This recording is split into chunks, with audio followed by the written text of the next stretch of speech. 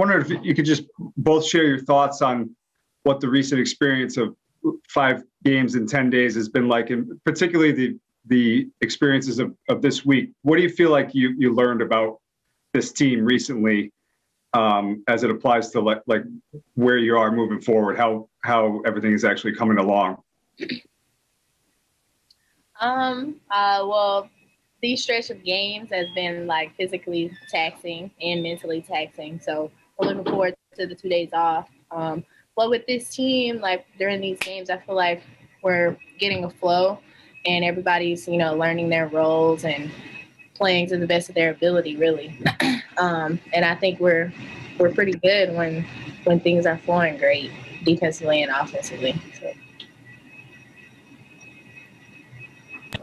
Okay, Steve, you want to go ahead?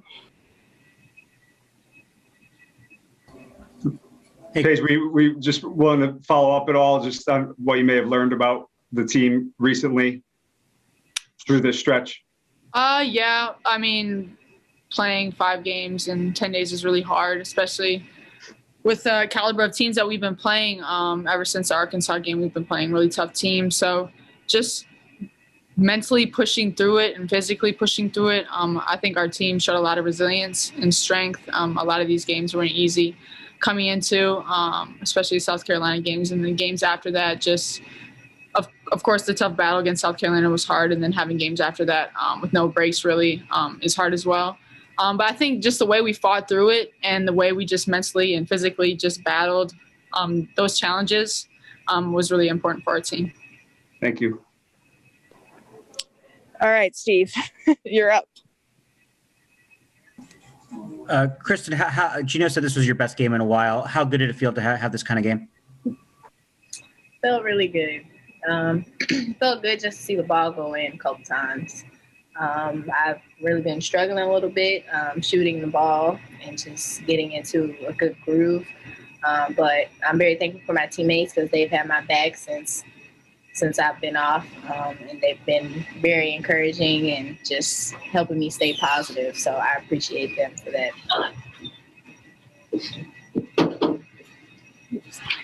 Oh, Maria.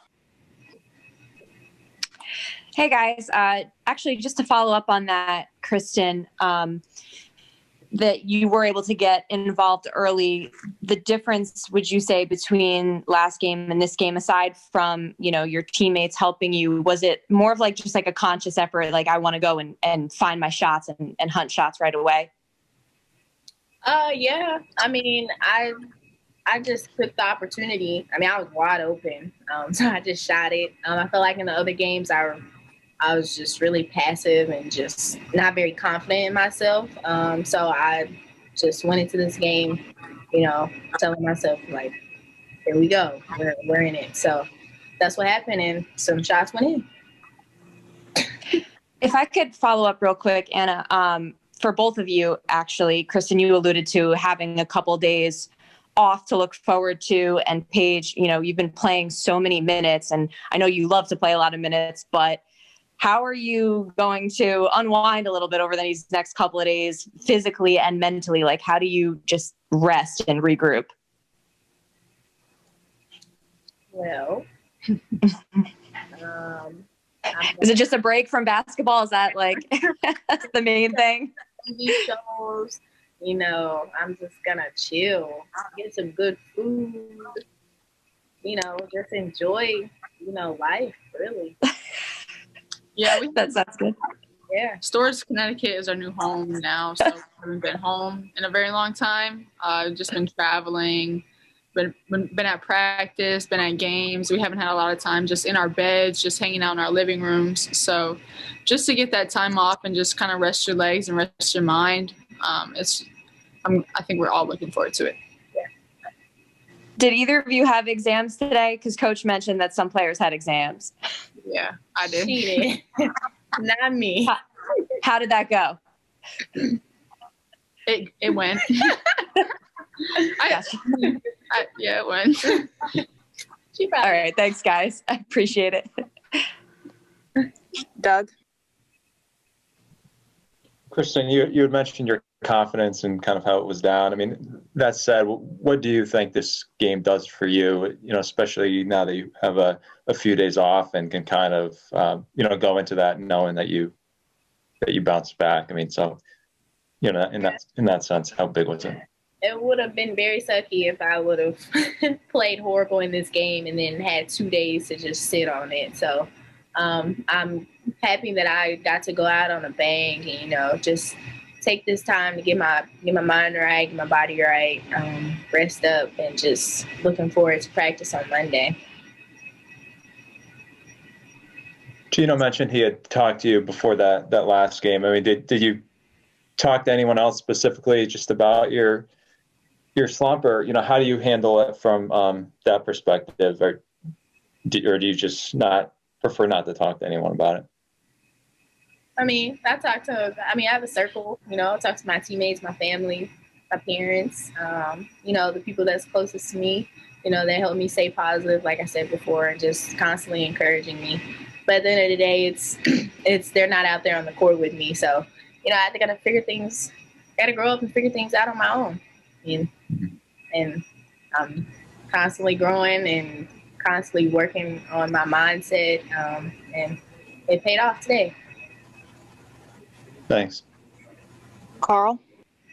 Paige, you mentioned your exam, and one thing about you is you made Dean's List last fall. Who stressed the importance of academics through your life, and how much pride do you take in it in being successful in the classroom? Yeah, my parents have always been really hard on me. They've always been proud of my basketball accomplishments, but they've always pushed my school accomplishments first.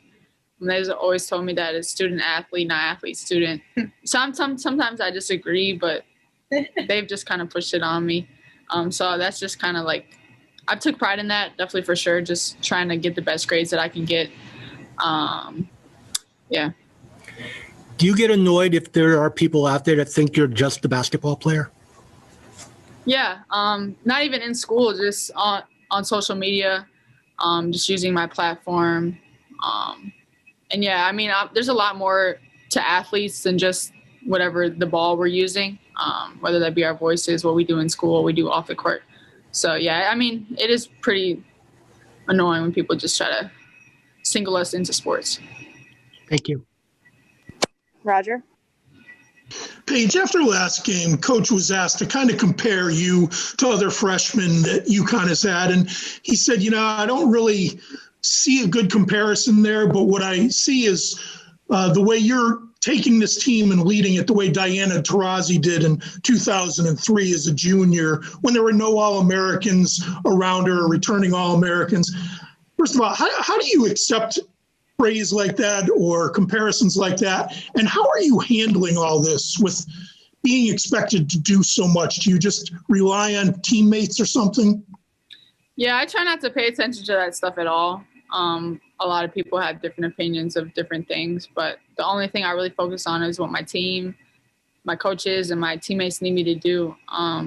I just try to fulfill the role that they want me for that game, they need for that practice, or anything that they need. I'm just trying to focus on that. And I don't try to live in the past, and just try to focus on now and the future and what I want to keep getting better at for the team. And whatever that may be, that's just what I'm focused on. Michelle? Yeah, if I could maybe follow up on that a little bit with both of you. This program has more great players than really much any other program. And there's a lot of them are still playing. They're in the news. Obviously, Sue's 40 years old and still playing. How much do you guys ever think about that legacy part, or is that just something we think about as media? I mean, do you guys are just out there playing? We're this year's UConn team. We're not thinking about everything we carry from, 25, 30 years ago of the program. Because I know that might be hard to do, but do you ever think about it, or is it really you stay in the moment? It's a great question. I think there's a thin line, because obviously we know, like, people have paved the way for us, and we have to, play at that, like, level. But then again, you don't want to like harp on it and think about it. You like to stay in the moment, like you said, because I mean it's very high expectations, and you don't want to let the like pressure get to you. But it is in the back of our mind at all times. Yeah, it's just there's a UConn level of expectations and everything, and they're always high. And that's been that way since Coach got here for like 36 years.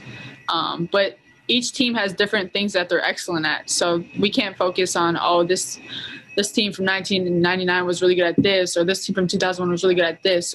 Each team has different great things that they're great at. So obviously the little things and just that excellence and professionalism that they carry and the little things is obviously something that they're going to continue just because of tradition. But every team is different, and so we just have to take it game by game and just stay in the moment, like you said. And Christyn, I know you've been through this before. Like Monday, they'll do the NCAA will do its first reveal, for top 16 seeds. And Paige, you probably heard about this. Does this mean anything to players? Do you guys kind of look at that and just say, "Oh wow," because that's not necessarily going to be the way it is. But is it kind of a neat gauge? You guys are usually a number 1 seed. But is it an interesting gauge just to see who those top 16 seeds are? Do you guys take a look at that when that happens? I mean, we look at it, but I mean, we don't really pay attention to it for real. Like, it's interesting, but we're not gonna like let it, I don't know. You're gonna pay attention to that? No, I mean, we don't really. Our mindset isn't really focused on ranking. It's just getting better each and every game. We know there's a lot of time left in the season. A lot of crazy stuff can happen between any team, especially with COVID. You never know what the season's going to end up looking like. So, I mean, yeah, we don't really focus too much on that stuff. We don't feed it. Thanks. We'll go to Sean and then Roger to finish up.